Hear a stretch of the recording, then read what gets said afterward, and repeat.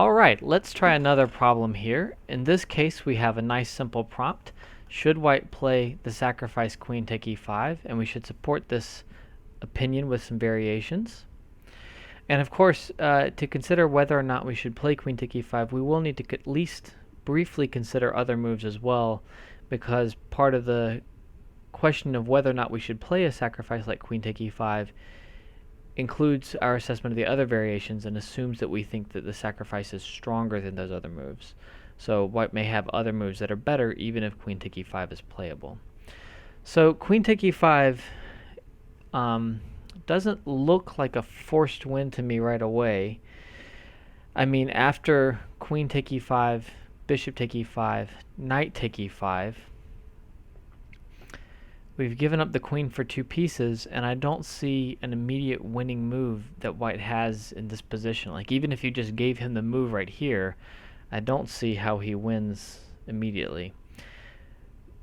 On the other hand, he has released this pin, so there's some advantage in that. And of course, he's solidified his incredibly strong pawn on f7, which is nice. So we have to appreciate being able to lock in the pawn on f7, which at the moment black is threatening to capture. And if he could capture that, he would solve a lot of his problems. So queen take e5, bishop take e5, knight take e5. If in this position it were possible to play white's bishop on c1 in any way to the long diagonal, I would feel very good about his chances. And maybe there's just nothing that black can do about that. So we have the knight on e5. This bishop on g4 is being hit, which seems like a problem, although maybe it's not. So if we retreat the bishop to f5, maybe it's just the case that with bishop d2 and bishop c3, which seems a very slow way to play this position, white has a fantastic position. The king has great difficulty moving off of the diagonal, although it is possible to play something at some point like h6 and king h7. So we will probably be able to get some control of that long diagonal. And that seems appealing, certainly, but doesn't seem decisive. And also, after that bishop retreats to f5, it defends g6. If it didn't defend g6, that would make it much more difficult to respond to the bishop coming this way, because we couldn't move this pawn without allowing a fork with knight take g6. But after just bishop f5, that seems to be dealt with, and it seems like king h7, h6 and king h7 is going to be pretty reasonable. Well, I'm looking at getting the bishop over to this long diagonal, but of course I also just have the idea of playing bishop h6 after we sacrifice the queen. And so that would be a simple solution against h6 or h5. And in those positions, I'm going to be able to get the rook on f8. The only thing is I'm not sure how much I really want the rook on f8. I feel a little bit like that's cashing in too much, that this bishop on the long diagonal is really important. And even after I go and take the rook on f8 potentially, I'm just not going to have full material equality for the queen, and I'm giving up probably my best piece, which is that bishop on c1. Just controls so many potential squares. So bishop h6 and bishop take f8 at some point can get some material back for the queen. I just am not sure how good that is.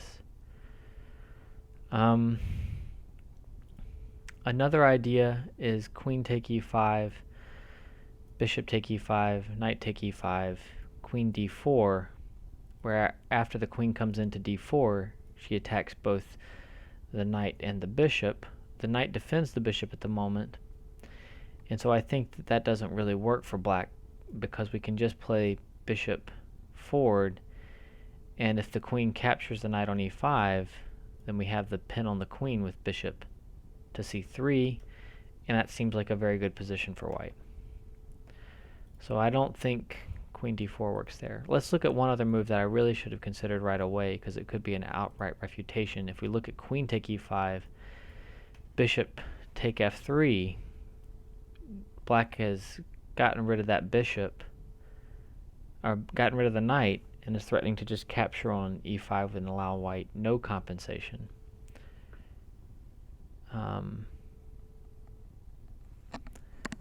However,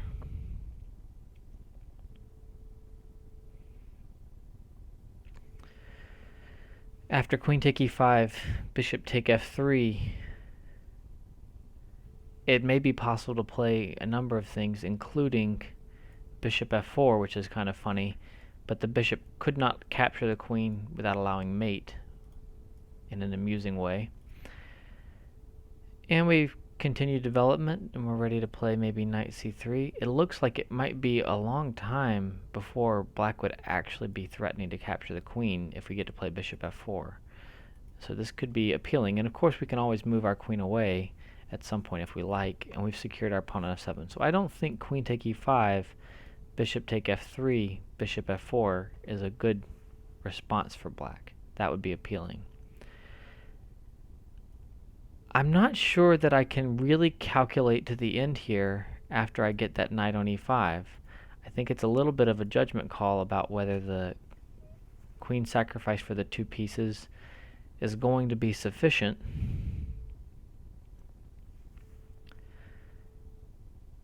And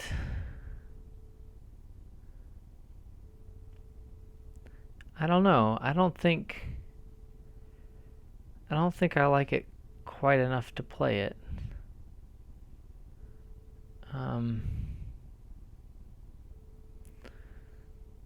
I like white's pieces that remain on the board, but I'm not sure what they're going to do. They're in strong positions, but they can't stay there forever.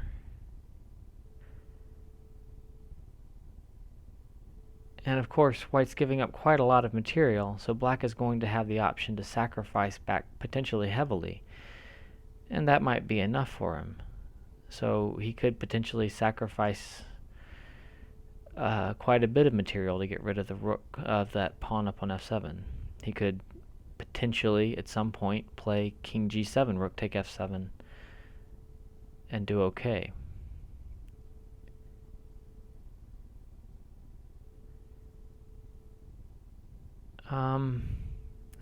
Is there a clear refutation for black?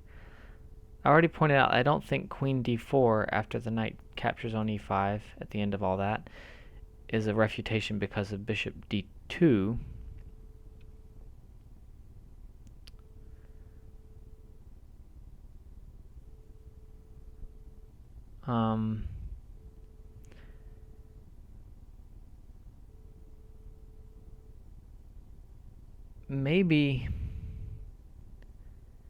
Maybe there is a bit of a refutation with an immediate knight c6, trying to trade off the knight on e5. And if the knight goes and captures on g4, maybe you have queen d4. That looks pretty good.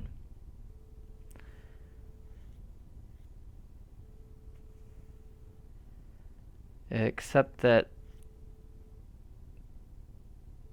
maybe white can try to get the bishop to the long diagonal yet again. And so bishop d2 and bishop c3 would again recover material. Either way the queen captures on c4 or g4, we're going to basically checkmate along the long diagonal, and black will have to give up a lot of material.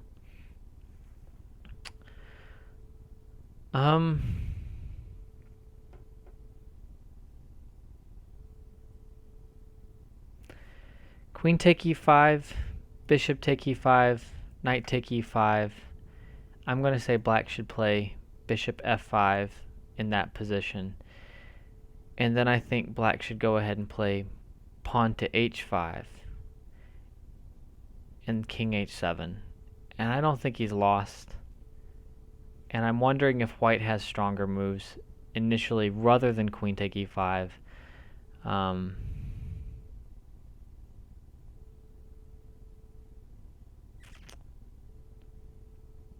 Maybe he doesn't, but I'm not convinced by queen take e5. And so in this position, I would look for something else. I don't think white has a clear follow-up.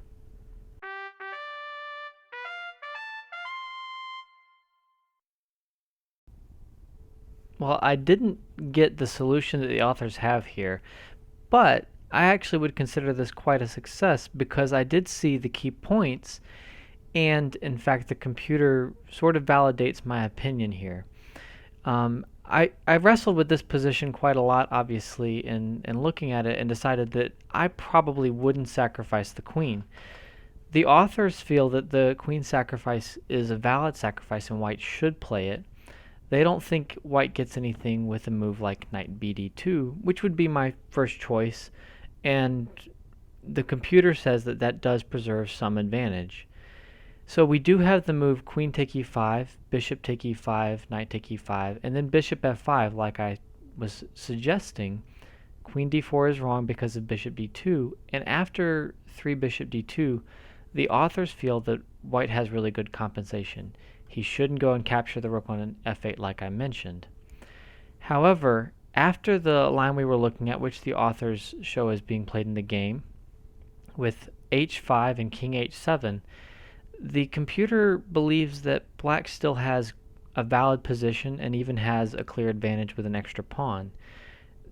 In this sort of long-term position where white is sacrificing and not getting anything back right away, that evaluation might not be entirely clear, but after playing around with the computer and looking at it, I think that my original evaluation is reasonable.